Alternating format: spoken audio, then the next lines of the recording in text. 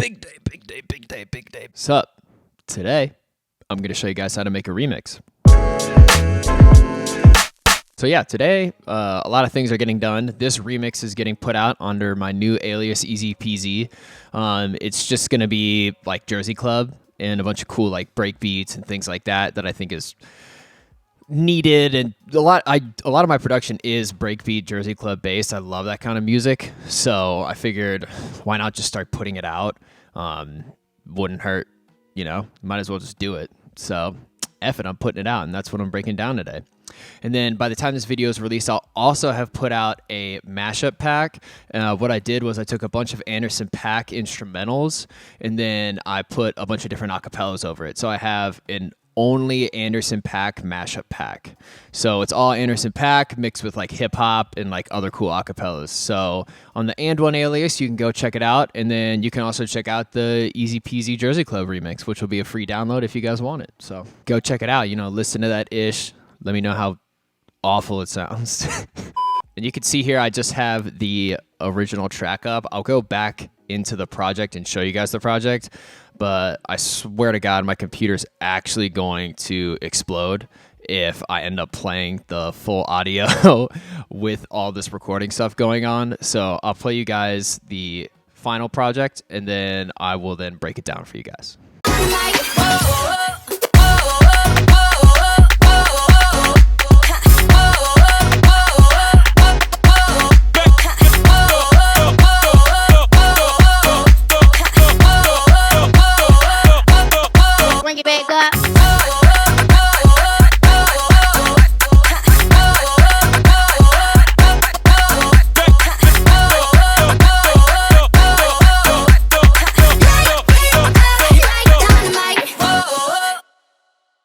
Not terrible. Okay, so this is the project. I was thinking that today I'll just break down each individual group, and then I'll break down the mastering chain in next week's video. I changed it up a little bit for each one, but I kind of have like a standard that I go through.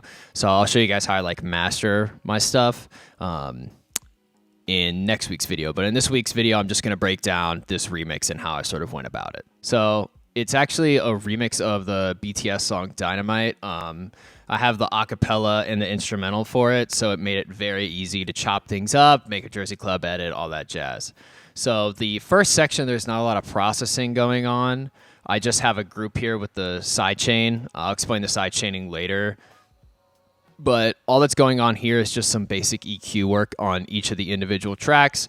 If I didn't want a lot of low end, I would sort of just take that out, and then I added a lot of delay just to add some space, so I'll just play that group so you can hear it.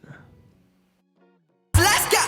'Cause I'm in stars tonight, so watch me bring the fire and set the night light. Hey! Yeah, you can already see my computer is like going at tortoise speed right now. It's so bad. So the elements of Jersey Club is a lot of like sample-based production, and I was very lucky with this that I had the acapella and instrumental. Usually I don't have things like that, so it's actually a pain, like such a pain in the ass to deal with. But in this instance, it all worked out, and it was really good.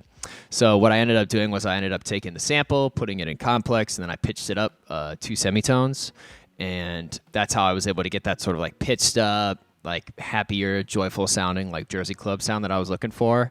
But here, there's not a lot going on, to be honest. I just have all these things rolled off where I thought they should be rolled off at EQ-wise.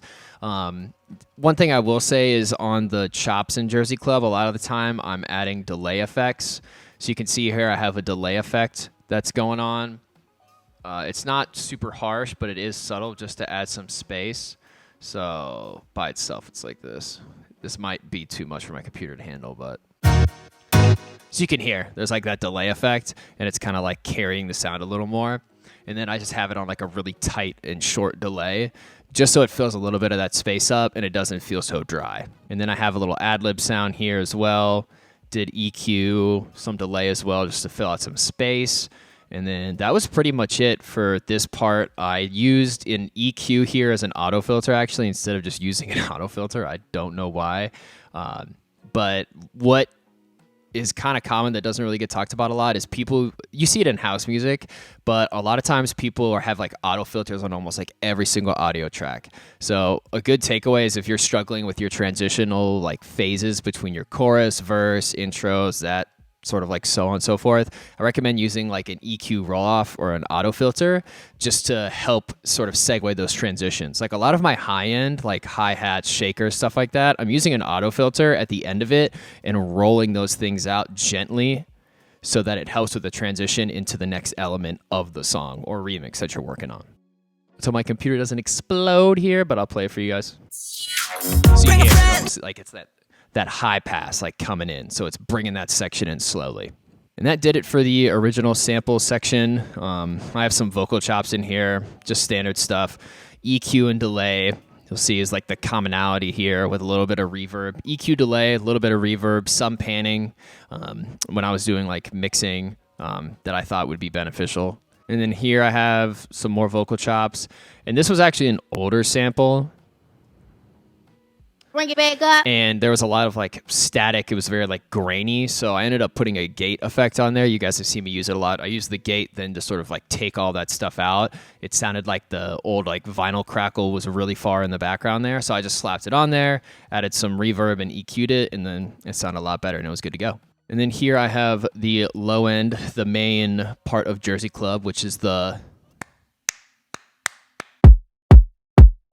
And the big thing that I use that kind of like changed it up for me, you know how like when you're in a car and you have that like rumbling sound, like the mirror is like shaking when like an 808 is like slapping and it's just like really in your face, or like a kick's really hitting hard. I could never get that sound for some reason until I started using Camel Crusher. Camel Crusher is like a free third-party plugin. So if you guys are really looking to enhance your kicks, 808s, stuff like that, I recommend using Camel Crusher. Once I started using it, I've kind of never gone back. If you guys have any better recommendations, let me know down below in the comments. But I still think Camel Crusher is through and through my personal favorite, and I've found the most success with it. I barely did anything on processing with the Camel Crusher here, but you can see here on like the low kick, kind of like 808 section, I had the utility, put it in mono. I had the low end roll off there.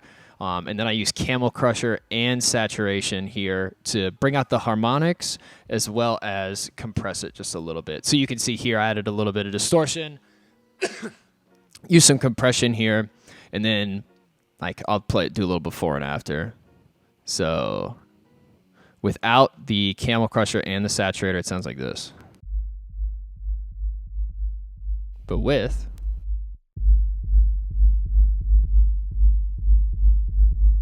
there's so much more presence and it's a lot more in your face. You probably won't be able to hear it if you're just on like a laptop speaker.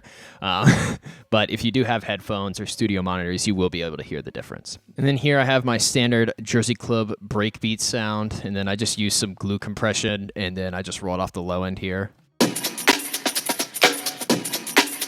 Pretty easy, nothing too crazy. And then I did the same thing with like a Be More breakdown here. Did some compression just because I thought the sound needed it, and then some EQing.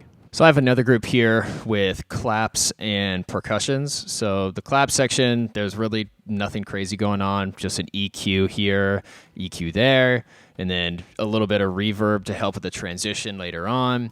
And then I have the claps and the percussion section on a filter group like on top of that because I wanted to add like halfway through the drop like a little break kind of, and what I did was I used like a low pass filter to help with that. So it sounds like this. You hear how it like came out, came back in. I use the auto filter during those like breaks, like halfway through a chorus or halfway through a verse. I'll slap like a filter in there, or I might use like a bit crusher or maybe some sort of like a isotope vinyl to help sort of have that moment that catches the listener's ear and keeps them engaged. On the percussion section here, what do I have going on here? I have like a gun click sound.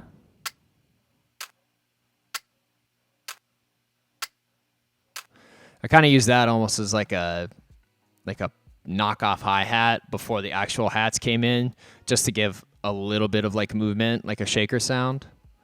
And then it kind of double times once the hat comes in with it. And then I have a shaker here. Just rolled it off, and then I added some auto pan just to give it that movement. And then before we go on to the effects section, I kind of just want to break down the sidechain compression. So in this song, the main element is always like the kick. The kick with like club music, the kick is usually like the main thing that people want to hear and what you want to have cut through. So I sidechained almost everything to the kick and that kick pattern, that like Jersey Club kick pattern.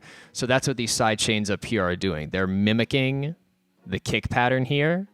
And then what I'm doing is I'm just side chaining everything to this. So the original sample, the vocals, the break beats weren't going on when the kick was going on, so I didn't feel a need to side chain it. And then all of like the claps I didn't end up side chaining because they were operating kind of like within a different frequency, and I wasn't really worried about it. It was really like taking away from the sound, so I didn't end up doing it with the claps, but I did do it with the percussion section. I did side chain that as well. Also sidechain the effects too. You'll see it here on the group. I have like another sidechain compressor going on. And I don't go too crazy on the sidechain compressor.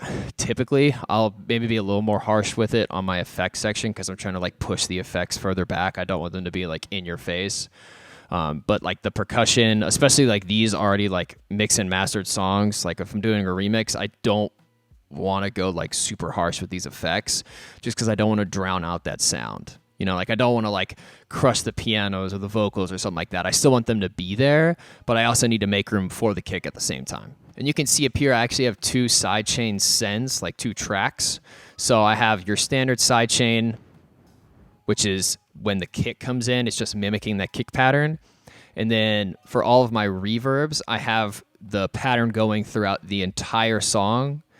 And then I have it actually like separate for the reverb sends here. So I even sidechain my reverbs as well. So I'll solo like this section so you guys can hear what's going on.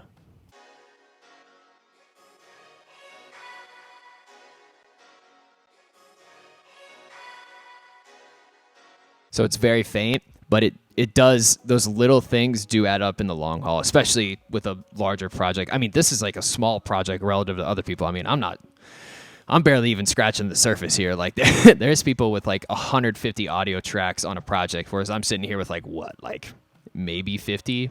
Yeah, like 46. Like I know people who have like 120 plus like audio tracks. Like a couple of my friends have like a house duo project. Oh, you should go check it out. They make really good house music. So if you're into that stuff, they make good house music. And there was one time I walked in and their project file was like 120, some like tracks, like 130 in the stage. And I was like, there is no way in hell that I would ever do something like that. But that's just what the project was requiring. So those little changes in the long haul definitely add up. And then lastly, I have my effects section here. I actually did some panning automation with a lighter effect because they are saying light it up in the drop. So I wanted to do a little bit of wordplay and then have like a lighter effect in the background at the same time. So it's just panning left to right, and it's just a very subtle effect. I have a tape stop effect before the drop comes in. And then I have a scratch sample, a couple risers here, another riser, and then halfway through the build into the drop, or like the chorus you would say, I have like this bubble down effect. Then I have a nice little fall effect. And then I also added in, it's just a slight bit of auto pan because it was very down the middle, and I want the effects to kind of fill out any space or add a little bit of movement. So I tend to use auto pan a lot just to help have these sounds like bounce back and forth just to create a little more width. Then I have a slight riser. I have another riser, and I layered that with a tambourine transition. I have a light crash here with an auto pan as well. That's when the drop first comes in. So just a little like white noise is really beneficial. And then I have the Easy Peasy producer sample, which I actually pulled off of a video game sound. It's from CSGO. He says easy peasy lemon squeezy. And then what I ended up doing was I took the sound, EQ'd it, delayed it, and then had a little ping pong effect on there also. So it sounds like this. Easy peasy, peasy, peasy, peasy, peasy, peasy, peasy, peasy, peasy, peasy, peasy, peasy. And that was it. That was how I put together my Jersey Club remix of Dynamite. Alrighty, ladies and gents, that wraps it up for today's video. Hopefully you learned something new. If you did, make sure to like, subscribe, all of that good stuff. And I will be back next week showing you guys that master chain that I promised you. So, till then, take it easy. Tell someone you love them, all of that good stuff. And I'll be back soon.